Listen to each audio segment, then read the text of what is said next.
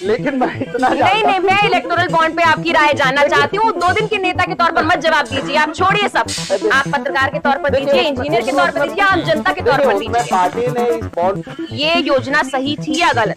अब ये कहेगा मुझे पढ़ने का मौका दीजिए। प्रधानमंत्री नरेंद्र मोदी भी बोल रहे हैं सही। अभी आप कह रहे हैं कि कोर्ट के आप जजमेंट पे सवाल नहीं करना फंस चाहते। गया भाई, लेकिन फंस पार्टी गया। ने योजना सही ढंग से लाया।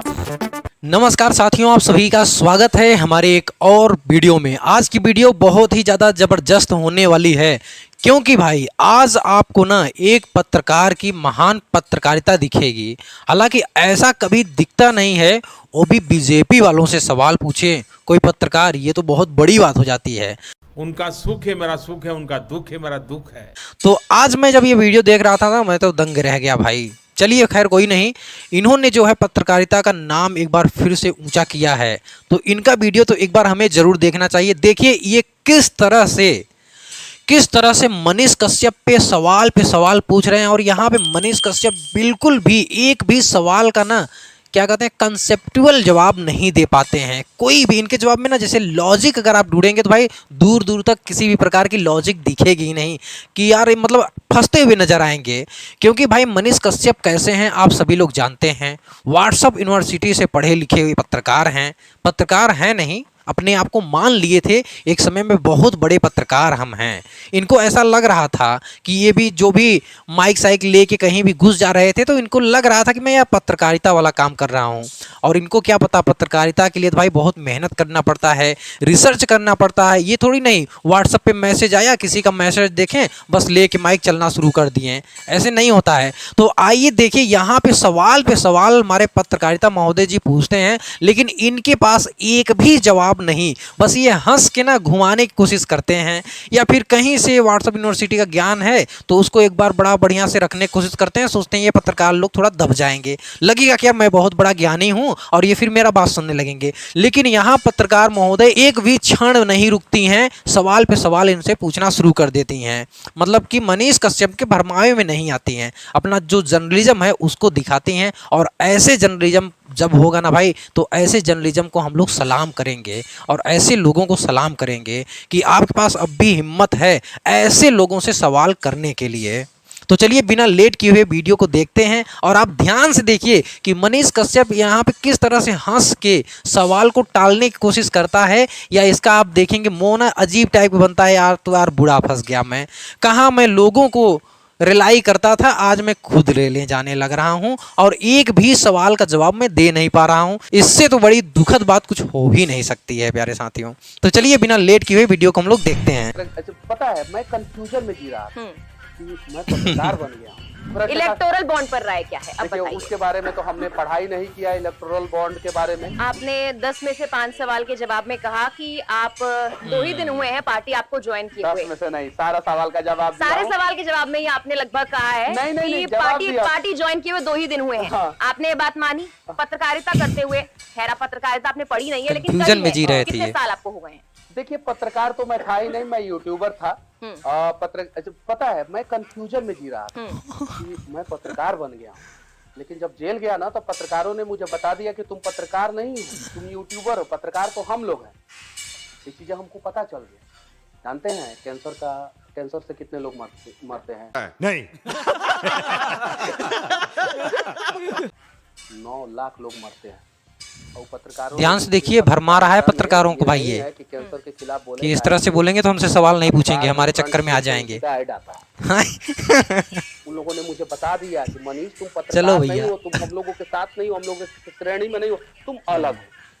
तो जेल से निकलने अच्छा, के बाद मैं यूट्यूबर हूँ, वो ये कहिए अलग ना। अभी वाली रुकिए, बात है। देखिए। अब भले ही यूट्यूबर है, भले ही पत्रकार है, भले ही नेता बन गया, भ्रष्टाचार पर आपकी राय क्या है? एकदम इलेक्टोरल बिल्कुल बॉन्ड। खत्म होना चाहिए। और इलेक्टोरल बिहार में बॉन्ड। अभी भी ग्राउंड लेवल पे भ्रष्टाचार है। ओ।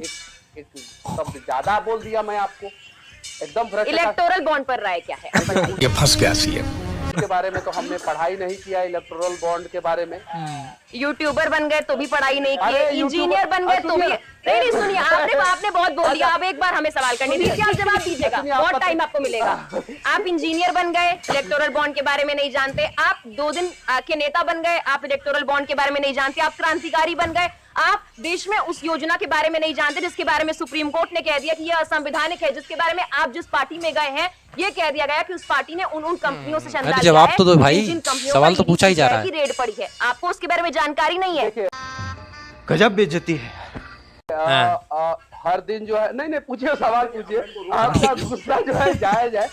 हर दिन जो है इस देश में अनेकों मुद्दा होता है। सही बात, सही बात। उसमें से कुछ मुद्दा ये अनेक मुद्दा नहीं है मनीष, ये अनेक मुद्दा नहीं है, ये वो एक मुद्दा है जो बहुत सारे लोगों की जिंदगी प्रभावित करता है। ये वो मुद्दा है जिस पर कोर्ट ने साफ तौर पर कहा कि ये असंवैधानिक है। ये मेरा गुस्सा नहीं है, ये उन सवालों के जवाब में जो आपने जवाब दिए कि एक और जवाब है जो हर बार कह रहे हैं कि 2 दिन पार्टी जो आप पक्ष में होगा उस पे कहेंगे। बहुत सारे चीजों पे जो है अपना फैसला दिया और कोर्ट के फैसलों पे हम लोग कुछ नहीं कहना चाहते हैं। बस इतना जानते हैं कि कोर्ट ने ही आपको बाहर निकालने का फैसला भी दिया होगा। कोर्ट के फैसले पे मैं सवाल नहीं खड़ा कर रहा हूँ, लेकिन मैं इतना नहीं, मैं इलेक्टोरल बॉन्ड पे आपकी राय जानना चाहती हूँ। 2 दिन के नेता के तौर पर मत जवाब दीजिए, आप छोड़िए सब। आप पत्रकार के तौर पर दीजिए, इंजीनियर के तौर पर दीजिए, आम जनता के तौर पर दीजिए। पार्टी ने इस बॉन्ड को लाया था तो कुछ सोच समझ के लाया था कि इससे अच्छा होगा, देश का भला होगा और पारदर्शिता आएगा। सुप्रीम कोर्ट के डंडा पड़ने के बाद पारदर्शिता आई सामने। किसने कितना चंदा दिया है, किस पार्टी। पत्रकार महोदय सवाल पूछ रहे हैं इनसे।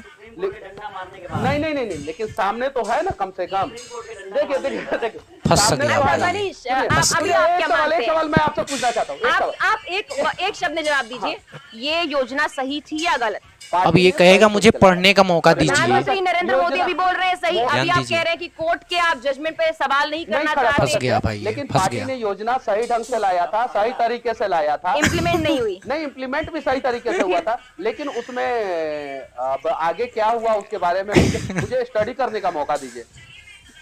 आप खुद ही कह रहे हैं पारदर्शिता के तौर पर और क्या? अब आप कह रहे हैं आपको स्टडी करने की जरूरत है। बाद में क्या हुआ उसके बारे में मुझे जानकारी नहीं। चलिए, खुन्नस है। तो देखा अपने साथियों, जब इनसे कोई कठिन सवाल पूछा जाएगा ये माइक लेके कहीं भी घुस जाएंगे, तब इन्हें नहीं लगेगा कि यार थोड़ा मुझे मर्यादा में होना चाहिए। पत्रकारिता की भी एक मर्यादा होती है, थोड़ा जांच करें, सही से चीज़ों को इकट्ठा करें, रिसर्च करें। नहीं बस पता चला व्हाट्सएप पे ज्ञान मिला कि हाँ यार वहाँ ऐसे ऐसे हो रहा है, बस चले जाओ माइक लेके इधर उधर करना, तब इनको नहीं लगेगा। लेकिन यहाँ पे जब इनसे सवाल पूछा जाएगा, भाई खुन्नस है क्या, अभी मुझे स्टडी करने का मौका दीजिए। भैया इलेक्टोरल बॉन्ड कब से एक्सपोज हुआ है और तुम नेता भी बन गए हो, कब से पत्रकार बने बैठे थे और तुम्हें अभी स्टडी करने का मौका चाहिए। बाकी प्यारे साथियों, आपकी अपनी राय क्या है कमेंट में ज़रूर बताया करिए। आपके कमेंट, लाइक, शेयर से हमें बहुत ज़्यादा मोटिवेशन मिलता है, बहुत ज़्यादा शक्ति मिलती है भाई नेक्स्ट वीडियो बनाने के लिए। तो आज की वीडियो में बस इतना ही रखते हैं, मिलेंगे फिर से एक और नए बेहतरीन वीडियो के साथ। तब तक के लिए हमें दीजिए इजाज़त। बहुत बहुत धन्यवाद।